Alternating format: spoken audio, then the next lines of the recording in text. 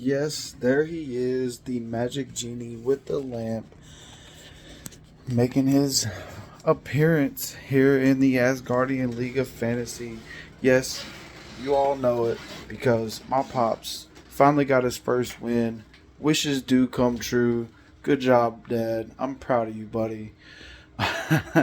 But yeah, it's your boy Olive Juice 88, the commish, coming to you guys with the Week 7 recap. Yes, I'm doing this early this week. Surprise, surprise. We got quite the mess going on in the baby's room.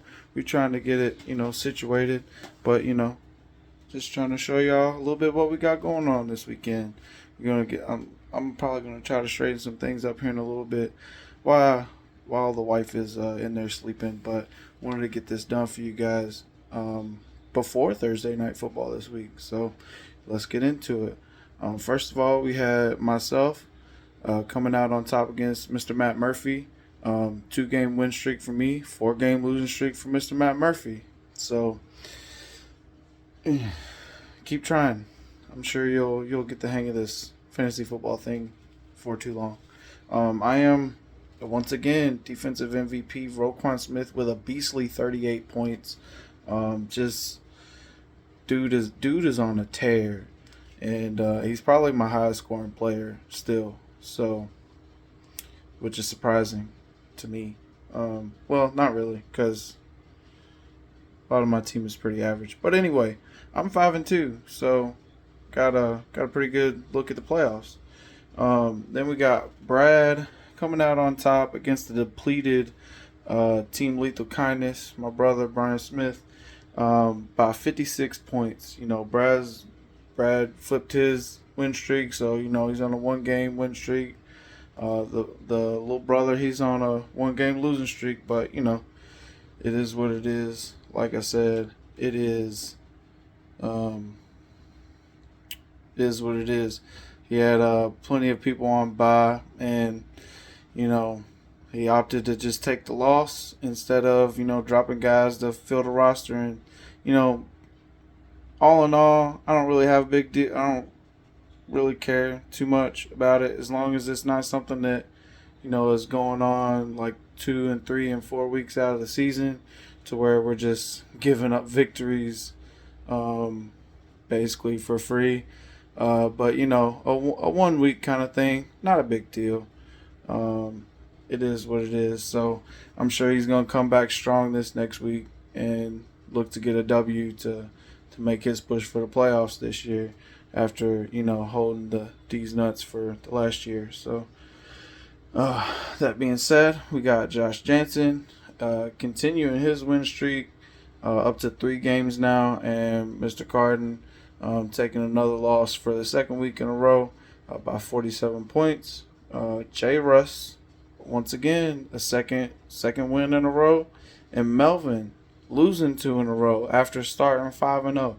So, we'll see what happens. That was a 48-point game. Wasn't even close. None of these games were close, as they were all decided by 28 points or more. And last but not least, Pops, man. Highest score on the week. Everybody hit in your starting lineup. So, good job. Even had a blow up on the bench.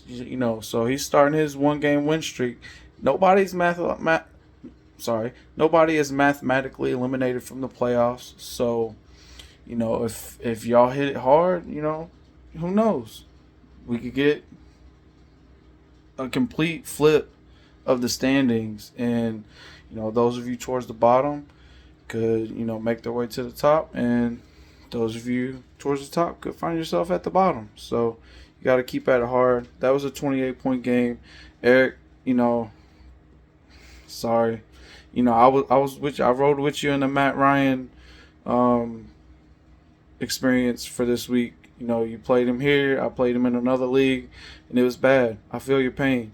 We both took losses because of it. So, and that being said, the offensive MVP is going to be Patrick Mahomes, the quarterback, on the other side of that matchup with 31.92 points. So, I mean, that's just wild. Like I said, it's been 6 weeks in the making, and I'm glad that you were able to get your first W there, pops. Um, all in all, as we transition a little bit, we're gonna go downstairs so that I don't make too much noise. I didn't really think about the wife trying to sleep a little bit down there, so we just gonna pop downstairs for the rest of this video. I'm gonna do something a little bit different this week. I'm going to take a look at a mid-season first round redraft just to kind of see what things might have looked like, given what we know now.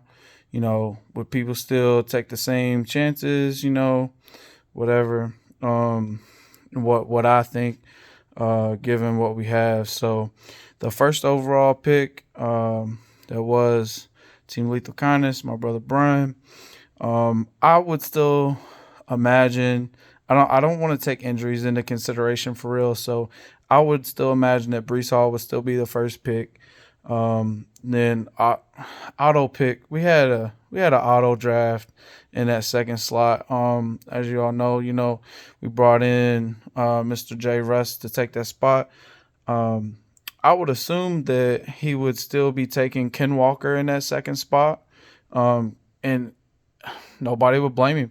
To be honest, Ken Walker, Breece Hall, like either one of them, they could have been flipped around, and they would have been great picks either way around. So, at the third pick, I would have actually gone with Chris Olave, knowing what I know now. Just the Atlanta Falcons offense has been poor. Like that, just they want to establish the run, and I get it. But they're only throwing the ball like 20 times a game. Like the last two games, I don't think Mariota's thrown the ball more than 15 times in the last 2 weeks. So just terrible offense, passing wise. Then Brad, I think Dameon Pierce ended up being a great pick at 4. He's took the job over in week 2, and he's been running away with it. No pun intended. The 105, I'm still taking Jameson Williams as a little stash and see how he goes. Looks like he's still like a month out from really playing. Then at 106, the auto pick would have taken Drake London. Not real sure where Jay Russ would have gone, knowing what we know now. He might have opted for Garrett Wilson or Brian Robinson instead.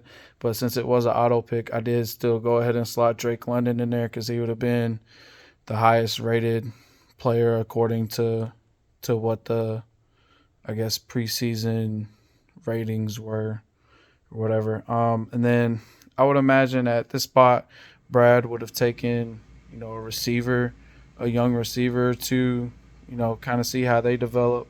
I'm slotting with Garrett Wilson because I think, out of everybody that's played so far, he's shown flashes, and dude could be a straight up beast if they can get Zach Wilson to actually play quarterback well. Auto pick at the 108, Treylon Burks. I mean, he's been hurt most of the year, so we'll see how that pans out. Carden, man, I slotted you with Brian Robinson here. Like this dude, yeah, he got shot twice in the leg and missed like the first 4 games of the season, and the dude is getting the work in Washington. So I think, since with this pick you took Chris Olave falling to the 9th pick in the first round. To me, knowing what we know now, that's crazy.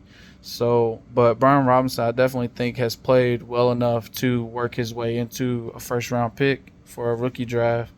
And then at the 110, Mr. Josh Jansen, I'm slotting you with George Pickens because Aiden Hutchinson, he's had a great game. He's had a good game. Other than that, he hasn't done much. But George I feel like you could have drafted him a little bit later. But George Pickens, he is really like he's getting half the targets as Deontay Johnson and producing the same results. So like I think that dude has some crazy potential to really just take over the Steelers wide receiver corps as a number one guy. So, but yeah, let me know what you all think. It's just like I said, a quick little first round redraft. Obviously, that doesn't really mean anything, and hindsight is always 2020. But first round, I don't think anybody really made any bad picks. It's just knowing what we know now, I think it goes in a different order. So other than that, just got a couple news and notes to gloss over. We got James Robinson was traded to the Jets to bolster their running back room after Breece Hall goes down. We'll see how that plays out. That ought to bolster Crash Davis's running back room fantasy-wise. And so we'll see how that happens. And then other than that, we just got IR guys. From what I understand, Cordero Patterson is eyeing a Week 9 return. So, that's next week. And then Kyron Williams, a rookie running back for the Rams, and T.J. Watt have been designated to return from IR, which basically means they have 3 weeks to be activated to the 53-man roster, or they have to sit out the rest of the year on the injured reserve. Other than that, if my math is correct, it's basically a race to 11 wins. 11 wins guarantees you a playoff spot because the 5th and 6th place guys are sitting at 3 wins. There's 7 games left in the regular season. That puts them at 10. So if you can manage to get to 11, guaranteed spot. But, if you reel off 7 in a row and you're sitting at 8, and you get some help with some of the people above you taking some losses, you can still make the playoffs. It's not over for anybody. So let's hit it hard these next few weeks. Trade deadline is week 11. I don't remember how it's set up. I don't remember if it's like the beginning of week 11, like when week 11 starts, or if you can still make a trade until week 12 starts. So, but if we get to that point and y'all are, some of y'all on the fence, maybe you can make a push for the championship, or you want to, go ahead and start a rebuild type situation. That's the deadline to start looking into that, or to really kind of finalize your roster going into the end of the season. So, other than that, man, it's been a weird fantasy season so far, and I'm looking forward to seeing what the rest of it holds. Good luck to you guys in the coming weeks, and we'll see y'all next week with the recap.